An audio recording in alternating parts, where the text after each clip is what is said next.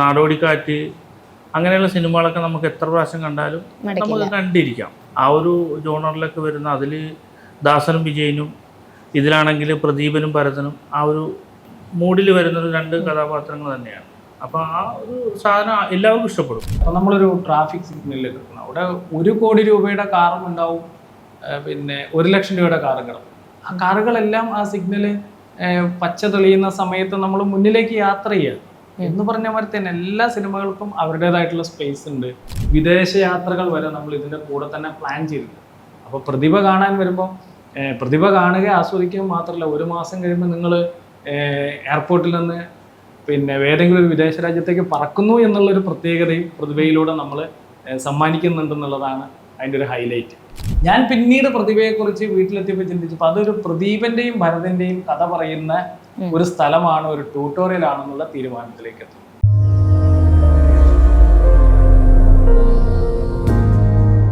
ഓണം റിലീസായിരുന്ന ഏറ്റവും പുതിയ സിനിമ പ്രതിഭ ട്യൂട്ടോറിയൽ. സംവിധായകൻ അഭിലാഷ് രാഘവനും പ്രൊഡ്യൂസർ ശ്രീലാൽ പ്രകാശുമാണ് ഇന്ന് കൂടെ ഉള്ളത്. നമസ്കാരം, വെൽക്കം ടു സിനിമ പ്രാന്തൻ. നമസ്കാരം. ഇപ്പം ഓണം അടുത്തു കഴിഞ്ഞു, ഓണം റിലീസായിട്ട് സിനിമ എത്തുകയാണ്. എന്ത് തോന്നുന്നു? ഓണം സന്തോഷമുള്ളൊരു കാര്യമാണല്ലോ. അപ്പോൾ ഓണത്തിനൊരു സിനിമ കൊണ്ടുവരാൻ പറ്റുന്നത് അതിലേറെ സന്തോഷമാണ്. ഒരു ഫുൾ ലെങ്ത് കോമഡി സിനിമയാണ്. ഒരുപാട് ആർട്ടിസ്റ്റുകളുണ്ട്. ജോണി ആൻ്റണി, ജാഫർ ഇടുക്കി, അൽത്താഫ്, ഒരുപാട് ആർട്ടിസ്റ്റുകളുള്ള കോമഡി, ഫുൾ ലെങ്ത് കോമഡി സിനിമയാണ്. ഏത് പ്രായത്തിലുള്ള ആൾക്കാർക്കും കണ്ട് രസിക്കാൻ പറ്റുന്ന ഒരു സിനിമ തന്നെയാണ് അല്ലേ അഭിലാഷ്ജി? ഞാൻ ആദ്യമേ എൻ്റെ നിർമ്മാതാവിനോടൊരു നന്ദി പറയുകയാണ്. കാരണം ഏതൊരു സംവിധായകനെ സംബന്ധിച്ചിടത്തോളം വലിയ ആഗ്രഹമാണ് നമുക്കൊരു ഫെസ്റ്റിവൽ സീസണിലൊരു സിനിമ കിട്ടുക എന്നുള്ളത്. അപ്പോൾ ഓണത്തിനൊരു സിനിമ കിട്ടുന്നു, അല്ലെങ്കിൽ വിഷുവിനൊരു സിനിമ കിട്ടുന്നു, ക്രിസ്മസിനൊരു സിനിമ കിട്ടുന്നു എന്ന് പറഞ്ഞ മാതിരി എൻ്റെ ഒരു സിനിമ, എൻ്റെ ഒരു സംരംഭം, ഞാൻ രചനയും സംവിധാനവും നിർവഹിച്ചിട്ടുള്ളത്, ഇദ്ദേഹം അത് ഓണത്തിന് മലയാളികളിലേക്ക് എത്തിക്കുന്നു, ഓണവിരുന്നായിട്ടുള്ളതെന്നുള്ള നമ്മുടെ ഏറ്റവും വലിയ സന്തോഷം എന്ന് പറയുന്നത്. എന്താണ് ഈ പ്രതിഭ ട്യൂട്ടോറിയൽ എന്ന് പറയുന്ന സിനിമയിലൂടെ കൺവേ ചെയ്യുന്നതാണ്? നമുക്ക് ട്രെയിലർ കാണുമ്പോൾ തന്നെ ഒരു ട്യൂട്ടോറിയൽ, അതായത് കുറച്ച് പഴയ കാലഘട്ടത്തിൽ ഉണ്ടായിരുന്നതാണ് ട്യൂട്ടോറിയൽ, അതിനെപ്പറ്റി സംസാരിക്കുന്ന ഒരു കഥയാണെന്ന് നമുക്ക് മനസ്സിലാവുന്നുണ്ട്. അതിൻ്റെ കൂടെ ഒരുപാട് കോമഡി ഒക്കെ മിക്സ് ചെയ്തിട്ടുള്ളതാണ്. ശരിക്കും എന്താണ് സിനിമ പറയുന്നത്? കോമഡി മിക്സ് ചെയ്തു എന്നുള്ളതിനേക്കാൾ കൂടുതലായിട്ട് പിന്നെ കോമഡി സിറ്റുവേഷൻസ് ആണ് നമ്മുടെ ജീവിതത്തിൽ തന്നെ. നമ്മളെ ചായക്കടകളിലായാലും കലുങ്കിലായാലും പഴയ ബാല്യകൗമാരങ്ങൾ, ഒരു 40 വയസ്സിന് ശേഷമുള്ള ആൾക്കാരുടെയൊക്കെ നൊസ്റ്റാൾജിയാണ് ഒരു ട്യൂട്ടോറിയൽ കോളേജ് അല്ലെങ്കിൽ ഒരു പാരലൽ കോളേജ്, അങ്ങനത്തെ സാധനങ്ങൾ. ഇപ്പം നിങ്ങൾ പുതിയ ജനറേഷൻ കഫേ കാണും. ഈ കഫേ എന്ന് പറയുന്ന സാധനത്തിനെ പിന്നെ പഴയ ജനറേഷൻ ചായക്കടയായിട്ടാണ് കണ്ടിരുന്നത് ഗ്രാമങ്ങളിലൊക്കെ. അവിടെ വളരെ വൈകാരികമായിട്ടുള്ള രസങ്ങൾ ഒരുപാടുണ്ട്. എന്ന് പറഞ്ഞാൽ ഈ ട്യൂട്ടോറിയൽ ഒരു ട്യൂഷന് പോകാത്ത ആരുമില്ല. ഞാൻ പിന്നെ പാഷാണം ഷാജിക്ക് ആദ്യമായിട്ട് അഡ്വാൻസ് കൊടുക്കുന്ന സമയത്ത് നിർമ്മാതാവ് പറഞ്ഞു വിട്ട് ഞാൻ പോയി അദ്ദേഹത്തിന് അഡ്വാൻസ് കൊടുക്കുന്ന സമയത്ത് പുള്ളി എന്ന് പറഞ്ഞു, ഞാനൊരു പ്രതിഭാ കോളേജിലാണ് പഠിച്ചിരുന്നത് കേട്ടോ. അവിടെ പഠിച്ചിട്ട് അങ്ങനെ ഒരു സാധനം ക്യാച്ച് ചെയ്തു. അത് കഴിഞ്ഞിട്ട് ഇദ്ദേഹത്തിന്റെ സുഹൃത്തായിട്ടുള്ള ഒരു അഭിഭാഷകൻ എന്നോട് പറഞ്ഞു, അദ്ദേഹം തിരുവനന്തപുരം സ്വദേശിയാണ്, ഞാൻ പണ്ട് പഠിച്ചിരുന്നത് ഒരു പാരലൽ കോളേജിലാണ്, പ്രതിഭ കോളേജ് എന്നാണ് അതിൻ്റെയും പേര്. അപ്പം പ്രതിഭ കോളേജ് ഒരുപാട് രസങ്ങളുള്ള, ഏത് ജനറേഷനും ആസ്വദിക്കാൻ പറ്റുന്ന ഒരു ഫുൾ പാക്ഡ് കോമഡി ആയിട്ടുള്ള, കളിയിൽ അല്പം കാര്യം എന്നുള്ളതാണ് നമ്മൾ പറയുന്ന ഒരു ടാഗ് തന്നെ. എന്താണെന്ന് വെച്ചാൽ കുറച്ച് പഠിത്തം കൂടുതൽ രസങ്ങൾ എന്നാണ്. അപ്പം കുട്ടികൾക്ക്, ടീനേജേഴ്സിനൊക്കെ പൂർണ്ണമായി ഇഷ്ടപ്പെടും. പ്ലസ് ഫാമിലിക്ക് നമുക്ക് യാതൊരു കൺഫ്യൂഷനും ഇല്ലാതെ ഒരു ഫെസ്റ്റിവലിൽ വൺസ് ഇൻ എ ഇയർ പടം കാണാൻ വരുന്നവർക്കോ, അല്ലെങ്കിൽ മന്ത്ലി പടം കാണാൻ വരുന്നവർക്കോ, വീക്കിലി പടം കാണാൻ വരുന്നവർക്കോ ഫുൾ ഓണായിട്ട് എൻജോയ് ചെയ്യാൻ പറ്റുന്ന ഒരു പടമായിരിക്കും പ്രതിഭ ട്യൂട്ടോറിയൽസ് എന്നുള്ള നമ്മുടെ പ്രൊഡ്യൂസറും പറഞ്ഞിട്ടുണ്ട്. അതുകൊണ്ടാണല്ലോ അദ്ദേഹം ഇത് എടുക്കാൻ തയ്യാറായിട്ട്. എനിക്കും അങ്ങനെ ഒരു ധൈര്യം തീർച്ചയായിട്ടും ഉണ്ട്. അത് മലയാളി സമൂഹത്തിനോട് നിങ്ങളോട് ധൈര്യമായിട്ട് പറയാം. ഒരു പ്രൊഡ്യൂസറിനെ സംബന്ധിച്ച് ഒരു സിനിമ ഇപ്പം ഈ പറഞ്ഞ പോലെ തന്നെ ഫെസ്റ്റിവൽ സീസണിൽ ഒരു സിനിമ ഇറക്കുക എന്ന് പറയുന്നത് ലൈക്ക് സിനിമ ഒരു ബിസിനസ് തന്നെയാണ്. സോ എങ്ങനെയാണ് ഈ ഒരു സിനിമ ചൂസ് ചെയ്തതിന്റെ ബിസിനസ് സൈഡ് ഒക്കെ നോക്കണം? ഈ ഒരു സിനിമ ചൂസ് ചെയ്തതിന്റെ ഒരു റീസൺ എന്തായിരിക്കും? ചൂസ് ചെയ്ത റീസൺ വെച്ചാൽ ഒരു സാധാരണ കോമഡി സിനിമയാണ്, എല്ലാവർക്കും ഇഷ്ടപ്പെടുന്ന ഒരു സിനിമയാണ്, ഒരു റീവാച്ചബിൾ മൂവിയാണ്. ഇപ്പോൾ ചില സിനിമകളെ സംബന്ധിച്ച് നമ്മൾ ഒരു പ്രാവശ്യം കണ്ടു കഴിഞ്ഞാൽ പിന്നെ നമുക്ക് കാണാൻ പറ്റത്തില്ല. ഇപ്പം നാടോടിക്കാറ്റ് അങ്ങനെയുള്ള സിനിമകളൊക്കെ നമുക്ക് എത്ര പ്രാവശ്യം കണ്ടാലും നമുക്ക് കണ്ടിരിക്കാം. എന്ന് പറഞ്ഞാൽ നാടോടിക്കാറ്റ് പോലൊരു സിനിമയൊന്നും നമ്മളൊന്നും അവകാശപ്പെടുന്നില്ല. പക്ഷേ ആ ഒരു ജോണറിലൊക്കെ വരുന്ന അതിൽ ദാസനും വിജയനും, ഇതിലാണെങ്കിൽ പ്രദീപനും ഭരതനും ആ ഒരു ഇതിൽ വരുന്നുണ്ട്. ആ ഒരു എന്താ പറയുക, ആ ഒരു മൂഡിൽ വരുന്നൊരു രണ്ട് കഥാപാത്രങ്ങൾ തന്നെയാണ്. അപ്പോൾ ആ ഒരു സാധനം എല്ലാവർക്കും ഇഷ്ടപ്പെടും. കൊച്ചുകുട്ടികൾക്കാണെങ്കിലും വലിയ ആൾക്കാർക്കാണെങ്കിലും ടീനേജേഴ്സിനാണെങ്കിലും ഒക്കെ ഇഷ്ടപ്പെടുന്നൊരു സാധനമാണ്. ആ സ്ക്രിപ്റ്റ് വായിച്ചപ്പോഴത്തേക്ക് അങ്ങനെ മനസ്സിലായി. അപ്പോൾ അങ്ങനെയാണ് ഞങ്ങൾ ചെയ്യാനായിട്ട് തീരുമാനിച്ചത്. പിന്നെ കൈലാഷ് മേനോൻ്റെ പാട്ടുകളുണ്ട്, ഗംഭീരമായ 5 പാട്ടുകളുണ്ട്. 4 പാട്ടുകളാണ് അദ്ദേഹത്തിൻ്റെ, ഒരെണ്ണം വേറെയാളുടെയാണ്. ഹിന്ദി ഒരു സോങ്ങുണ്ട്. അപ്പോൾ ഇങ്ങനൊരു സിനിമയിൽ ഹിന്ദി സോങ് ഒരു വെറൈറ്റി ആയിരിക്കും. അത് ഇപ്പോൾ 8-ാം തീയതിയാണ് ഔട്ട് ചെയ്യാൻ പോകുന്നത് ഹിന്ദി സോങ്.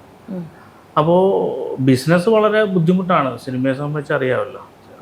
അല്ലെങ്കിൽ തന്നെ ഒരുപാട് പ്രോബ്ലംസ് ഇപ്പം സിനിമയിൽ നടന്നുകൊണ്ടിരിക്കുകയാണ്. പിന്നെ നമ്മളത് ചെയ്തു വെച്ചു, ജനങ്ങളിലേക്ക് എത്തിക്കുക. വിജയപരാജയങ്ങളെല്ലാം അവരാണ് തീരുമാനിക്കുന്നത്, പ്രേക്ഷകനാണ് തീരുമാനിക്കുന്നത്, നമ്മളല്ല. അപ്പം അത് വിജയിക്കുമെന്നൊരു പ്രതീക്ഷയിൽ ഓണത്തിന് ജനങ്ങളിലേക്ക് എത്തിക്കുകയാണ്. ഇനി പ്രേക്ഷകർ തീരുമാനിക്കട്ടെ ലെവലി. അതെ, പ്രേക്ഷകർ ഏറ്റെടുക്കും എന്നുള്ള ഒരു 100% ഒരു വിശ്വാസം കൊണ്ട് തന്നെയാണ് ഞങ്ങൾ ഓണക്കാലത്ത് എത്തുന്നത്. നമ്മളൊരു ഓണ വിരുന്നാണ് ഒരുക്കുന്നത്. മലയാളി ഒരുപാട് തിരക്കുകൾക്കിടയിൽ എപ്പോഴെങ്കിലും 2 മണിക്കൂർ തിയേറ്ററിൽ വരുന്ന സമയത്ത് ഫുൾ ആയിട്ട് റിലാക്സ് ചെയ്തിരുന്ന് കാണാൻ പറ്റുന്ന ഒരു ഫാമിലി മൂവിയാണ്. അത് നമ്മൾ ഗ്യാരണ്ടി ചെയ്യുന്നത്. അപ്പം അങ്ങനെ ഒരു പ്രതീക്ഷ അല്ലെങ്കിൽ ഒരു വിശ്വാസം ഉള്ളത് കൊണ്ടാണ് നിർമ്മാതാവ് ഇതിനു വേണ്ടിയിട്ട് സാമാന്യം നന്നായിട്ട് പണം ഇൻവെസ്റ്റ് ചെയ്ത് തന്നെയാണ് ഈ പടം എടുത്തിട്ടുള്ളത്. അപ്പോൾ അത് അങ്ങനെ ഒരു ഗുണത്തിലേക്ക് എത്തുന്നത് തന്നെയാണ് ഞങ്ങളുടെ ഒരു പ്രതീക്ഷ. ഇപ്പോൾ ഈ സിനിമ ഇൻഡസ്ട്രിയിൽ നടന്നുകൊണ്ടിരിക്കുന്ന പ്രശ്നങ്ങളെ പറ്റി പറഞ്ഞു. അപ്പോൾ ഈ ഒരു പ്രശ്നത്തിന്റെ നടുക്ക് ഇങ്ങനെ ഒരു സിനിമ റിലീസ് ചെയ്യുമ്പോൾ, ഈ ഒരു സിനിമ എന്നല്ല എല്ലാ സിനിമകളും, ഓണത്തിന് ഒരുപാട് സിനിമകൾ റിലീസ് ഉണ്ട്. ഈ ഒരു പ്രശ്നം ഇപ്പോൾ റിലീസ് ആവുന്ന സിനിമകളെ എഫക്റ്റ് ചെയ്യും എന്നൊക്കെ തോന്നുന്നുണ്ടോ? അല്ല, പ്രേക്ഷകനെ സംബന്ധിച്ച് സിനിമയെ എഫക്റ്റ് ചെയ്യുമെന്ന് തോന്നുന്നില്ല. സിനിമ നല്ലതാണെങ്കിൽ അന്നും ഇന്നും ഓടുകയുള്ളൂ. സിനിമ ഉണ്ടായ കാലം പോലുള്ള ചരിത്രം എന്ന് പറഞ്ഞാൽ സിനിമ നല്ലതാണ്, ഓടും. പ്രേക്ഷകന് ഇഷ്ടപ്പെടണം എന്നുള്ളതാണ് പ്രധാന ഘടകം. അപ്പോൾ അതിപ്പോൾ ചെറിയ സിനിമ ആണെങ്കിൽ വലിയ സിനിമ. പിന്നെ ഇഷ്യൂസ് എന്ന് പറഞ്ഞു കഴിഞ്ഞാൽ അത് ഇൻഡസ്ട്രിയെ ബാധിക്കുന്നതാണ്. ഇതൊരു വലിയൊരു വ്യവസായമാണല്ലോ സിനിമ എന്ന് പറയുന്നത്. ആ സിനിമ വ്യവസായത്തെ ബാധിക്കും. കാരണം ഇപ്പോൾ പണം മുടക്കി സിനിമ എടുക്കാൻ വരുന്നവർ എന്തിനാണ് ഈ റിസ്ക്കുള്ള ബിസിനസ് എടുക്കുന്നതെന്ന് തോന്നും. ഇപ്പം തന്നെ ഇന്നലെ തന്നെ പ്രൊഡ്യൂസർ അസോസിയേഷൻ്റെ ഒക്കെ സ്റ്റേറ്റ്മെൻറ്റ് വന്നിട്ടുണ്ടല്ലോ. ഒരുപാട് ഇതിൻ്റെ പേരിൽ തന്നെ ഒരുപാട് വ്യാജ പരാതികൾ, വ്യക്തികളെ തേജോവധം ചെയ്യുക, ഇഷ്ടമില്ലാത്ത ആൾക്കാരെ കുറിച്ച് കുറ്റം പറയുക, അല്ലെങ്കിൽ ഫേസ്ബുക്ക് പോസ്റ്റ് ഇടുക, അങ്ങനെ ഒരുപാട് സംഭവങ്ങൾ ഇപ്പോൾ നടക്കുന്നുണ്ട്. ഒരുപാട് ആൾക്കാരെ കുറിച്ചിട്ടും അങ്ങനെ സംഭവങ്ങൾ ഇല്ലാത്ത കാര്യങ്ങൾ ഉണ്ടാക്കി വരുന്നത്. അപ്പം അങ്ങനെ വരുമ്പോൾ ഒരാൾ എന്തിനാണ് ഇത്രയും റിസ്ക്, ഇപ്പോൾ 2 കോടി അല്ലെങ്കിൽ 3 കോടി രൂപ മുടക്കി ഒരു സിനിമ എടുക്കാനായിട്ട് എന്തിനാണ് റിസ്ക് എടുക്കുന്നത്? അതിന് പകരം മറ്റെന്തെങ്കിലും ബിസിനസ് ചെയ്തതെന്ന് ചിന്തിച്ചുകൂടായില്ലല്ലോ. അങ്ങനെ വരുമ്പം സിനിമ എടുക്കാൻ ആളുണ്ടാവില്ല. പ്രൊഡ്യൂസർ ഉണ്ടെങ്കിലല്ലേ സിനിമ എടുക്കാൻ പറ്റുള്ളൂ. സിനിമ എടുക്കാൻ പറ്റിയാലല്ലേ 10,000-2000 ആൾക്കാർക്ക് പല മേഖലയിലായിട്ട് ഇതിനകത്ത് വരുമാനമുണ്ട്. ഇപ്പോൾ ലൊക്കേഷനിലാണെങ്കിലും, പിന്നെ പ്രീ പ്രൊഡക്ഷൻ ആണെങ്കിലും, പോസ്റ്റ് പ്രൊഡക്ഷൻ ആണെങ്കിലും, മാർക്കറ്റിങ്, എല്ലാ സൈഡും നോക്കി കഴിഞ്ഞാൽ ഒരുപാട് ആൾക്കാർക്ക് ഇൻകം കിട്ടുന്നതാണ്. സിനിമ ഇല്ലെങ്കിൽ എങ്ങനെ ഇൻകം ഉണ്ടാവും? സിനിമ നിർമ്മിക്കാൻ ആൾ വേണ്ടേ? നിർമ്മാതാവ് ഇല്ലെങ്കിൽ സിനിമ ഉണ്ടാവില്ല.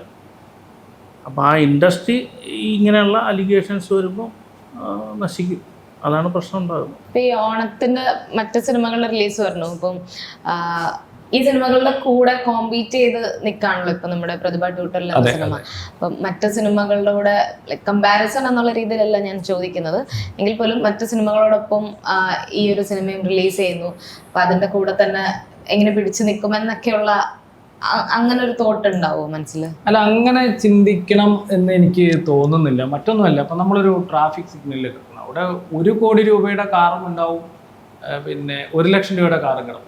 ആ കാറുകളെല്ലാം ആ സിഗ്നല് പച്ച തെളിയുന്ന സമയത്ത് നമ്മൾ മുന്നിലേക്ക് യാത്ര ചെയ്യുക എന്ന് പറഞ്ഞ മാതിരി തന്നെ എല്ലാ സിനിമകൾക്കും അവരുടേതായിട്ടുള്ള സ്പേസ് ഉണ്ട്.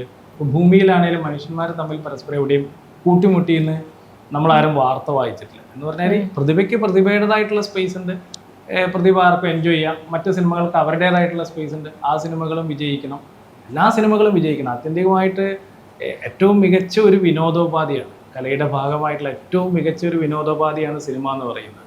അപ്പം സിനിമ നിൽക്കുന്നതോടുകൂടിയിട്ട് ഏകദേശം എനിക്ക് തോന്നുന്നു കേരളത്തിൽ മലയാളം ഫിലിം ഇൻഡസ്ട്രിയിൽ തന്നെ പ്രത്യക്ഷമായിട്ടും പരോക്ഷമായിട്ടും, ഇപ്പോൾ ഞാൻ ആരെയും കുറച്ച് കാണാമല്ലോ. ഇപ്പം നമ്മൾ പോസ്റ്റർ തേക്കുന്ന ഒരാൾ മുതൽ പിന്നെ അതിൻ്റെ പുറത്ത് ഒരു സാധാരണ ഗ്രാമപ്രദേശങ്ങളിലൊക്കെ ഉള്ള തിയേറ്ററിൽ കടൽ വിൽക്കുന്ന ആൾ, മാളുകളിലൊക്കെ പോപ്കോണാണ് വിൽക്കുന്നത്. അല്ലാത്ത സ്ഥലങ്ങളിൽ അവരുടെ വരെ ഉപജീവനം ഇതുകൊണ്ട് നടക്കുന്നുണ്ട്. അപ്പം നമുക്ക് ഛേദമില്ലാത്ത എന്നാൽ നമുക്ക് സന്തോഷിക്കാവുന്ന ഒരു കാര്യം. മറ്റ് വിവാദങ്ങൾ ഇദ്ദേഹം പറഞ്ഞ മാതിരി ആരൊക്കെയോ ചേർന്നുണ്ടാക്കുന്നതാണ്. ഇപ്പോൾ നമ്മളൊരു മാർക്കറ്റിൽ പോകണു, ഒരു 10 ആപ്പിൾ എടുക്കുന്ന സമയത്ത് ഒരു ആപ്പിൾ കേടുണ്ടെങ്കിൽ നമ്മൾ ആ ഒരു ആപ്പിൾ എടുത്ത് പുറത്ത് കളയുന്നു. കേടായിരുന്നു നമ്മൾ കഴിക്കുന്നില്ലല്ലോ. അത്ര മാത്രമേ ഉള്ളൂ ഈ വിവാദം എന്ന് പറയുന്ന കാലത്തിനനുസൃതമായിട്ടുള്ള മാധ്യമങ്ങളുടെ വളർച്ചയിലുണ്ടായ ഒരു കണ്ടെത്തൽ മാത്രമാണ്. കാരണം തെറ്റും ശരിയും ഒക്കെ ഉണ്ടാവും. അതൊക്കെ നമ്മൾ നമ്മളുടെ വിവേചനാധികാരത്തിൽ തീരുമാനിക്കുക എന്നുള്ളത് മാത്രം.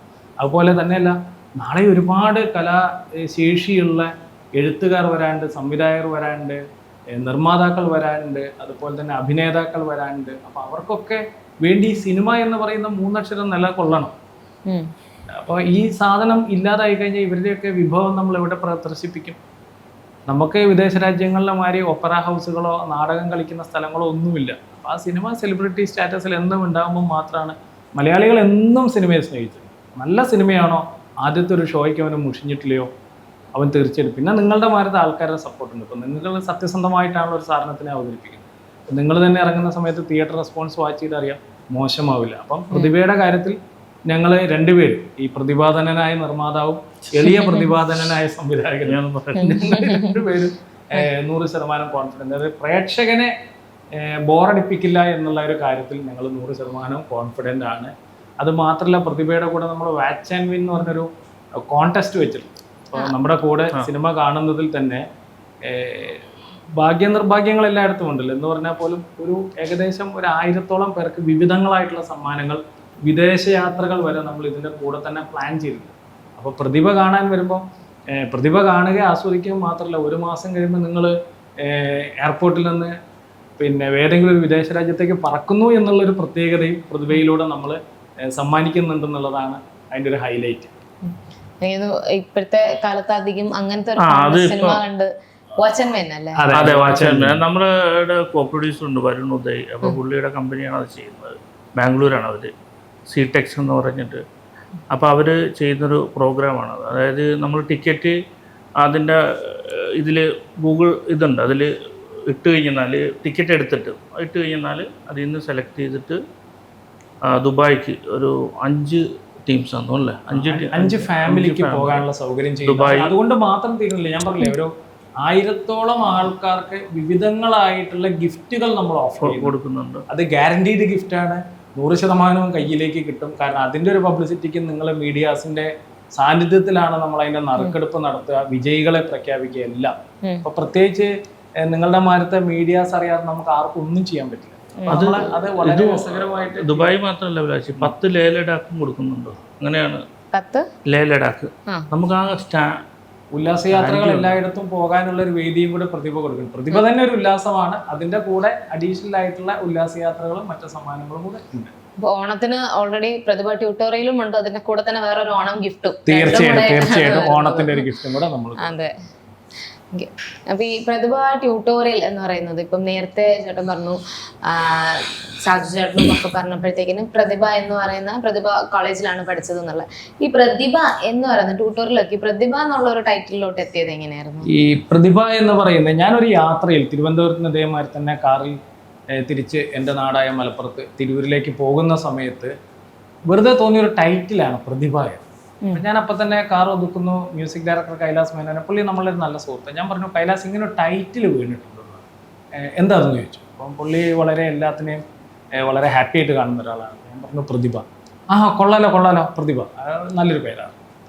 ഞാൻ പിന്നീട് പ്രതിഭയെക്കുറിച്ച് വീട്ടിലെത്തിയപ്പോൾ ചിന്തിച്ചപ്പോൾ അതൊരു പ്രദീപന്റെയും ഭരതന്റെയും കഥ പറയുന്ന ഒരു സ്ഥലമാണ്, ഒരു ട്യൂട്ടോറിയൽ ആണെന്നുള്ള തീരുമാനത്തിലേക്ക് എത്തും.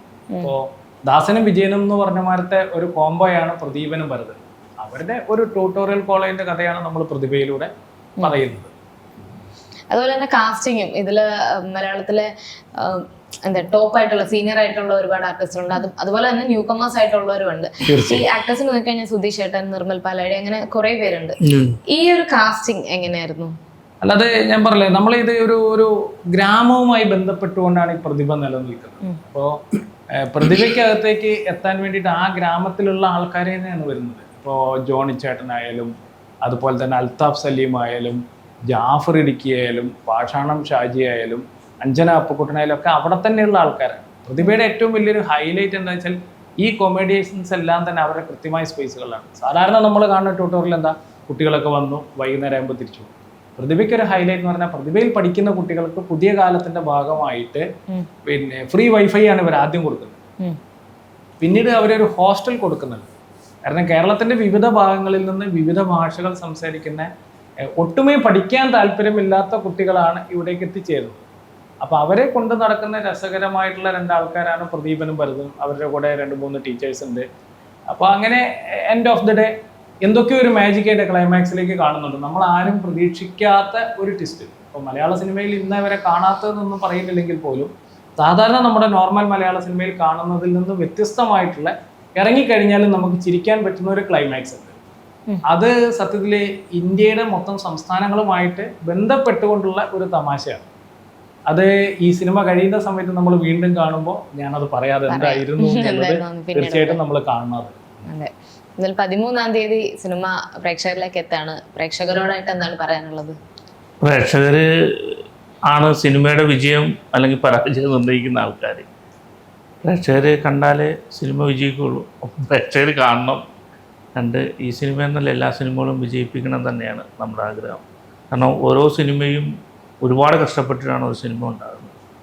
നമ്മൾ പിന്നെ ഒരു മുറി ഇരുന്നുകൊണ്ട് ഫേസ്ബുക്കിൽ ഒരു സിനിമയെ കുറിച്ച് കമൻ്റ് ഇടുമ്പോൾ അവർക്കറിയില്ല ആ സിനിമ ഉണ്ടാക്കുന്ന പാട്. അപ്പോൾ ഒരു സിനിമ ഉണ്ടാക്കുന്ന ഒരാൾ ഒരിക്കലും അങ്ങനെ എഴുതില്ല. ഒരുപാട് കമൻറ്റുകൾ നമ്മൾ കാണാറുണ്ട്. അപ്പോൾ അത് വളരെ കഷ്ടപ്പെട്ടാണ് ഒരു സിനിമ ഉണ്ടാകുന്നത്. ആ സിനിമ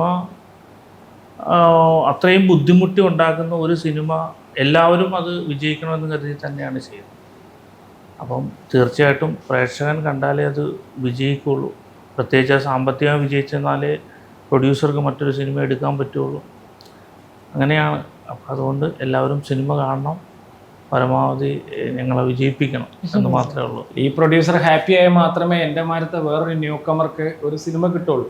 കാരണം ഞാൻ 40ഓളം അഡ്വർടൈസ്മെൻറ്റ് ഫിലിംസ്, 8ഓളം ഷോർട്ട് ഫിലിംസ് അങ്ങനെയൊക്കെ ചെയ്തിട്ട് നമ്മൾ 22 വർഷമായിട്ട് സിനിമയിൽ നിലനിൽക്കേണ്ടത് വലിയ സ്ക്രീനിൽ ഒരു സാധനം പോസ്റ്റർ ഒട്ടിച്ച് പുറത്ത് വരാനും ഹോർഡിങ് വെച്ച് വരാനും വേണ്ടിയിട്ട്. അപ്പം അതിനു വേണ്ടിയിട്ട് മലയാളി പ്രേക്ഷകരെ തീർച്ചയായിട്ടും ഞങ്ങളെ സപ്പോർട്ട് ചെയ്യണമെന്ന് പറയുകയാണ്. നല്ലൊരു സിനിമയാണ് പ്രതിഭ. ഓണം പ്രതിഭയോടൊപ്പം എന്നാണ് ഞാൻ മലയാളികളോട് അഭ്യർത്ഥിക്കുന്നത്. പ്രതിഭയെ വിജയിപ്പിക്കുക എല്ലാവരും. അതെ, ഓണം പ്രതിഭയോടൊപ്പം തന്നെ, ഒരു സംശയമില്ല. ഇപ്പൊ മലയാളികൾക്ക് കുറച്ച് സമയം ചെന്നിരുന്ന് കണ്ട് മനസ്സ് നിറഞ്ഞൊന്ന് ചിരിക്കാനും തീർച്ചയായിട്ടും അങ്ങനെ കണ്ടിരിക്കാൻ പറ്റിയ ഒരു സിനിമ തന്നെ ആയിരിക്കും പ്രതിഭ ട്യൂട്ടോറിയൽ. ഇപ്പൊ 13-ാം തീയതി സിനിമ കണ്ടിട്ട് എങ്ങനെയുണ്ട് അഭിപ്രായം എന്ന് നമുക്ക് നേരിട്ട് തന്നെ വീണ്ടും തീർച്ചയായിട്ടും നമ്മൾ വീണ്ടും കാണണം. നമുക്ക് ഇതിന്റെ വിജയം ദൈവാനുഗ്രഹവും മലയാളി പ്രേക്ഷകരുടെ ആ ശക്തിയും നമ്മളുടെ ഹൃദയങ്ങളിലേക്കും കൂടെ അവർ പകർന്നു തന്നാൽ നമ്മളത് ആഘോഷിക്കുകയും ചെയ്യും. ഉറപ്പായിട്ടും. തീർച്ചയായിട്ടും. അപ്പം എന്തായാലും എല്ലാവിധ ആശംസകളും. ഒപ്പം ഓണം വരികയാണ്, ഓണാശംസകളും ഞങ്ങളുടെ ടീമിന്റെ ഭാഗമായിട്ട് ഓണാശംസകളും നേരുന്നു. All the best. Thank you so much. തീർച്ചയായിട്ടും നിങ്ങളുടെ എല്ലാ പ്രേക്ഷകർക്കും ഹൃദയത്തിന്റെ ഭാഷയിൽ ഓണാശംസകൾ.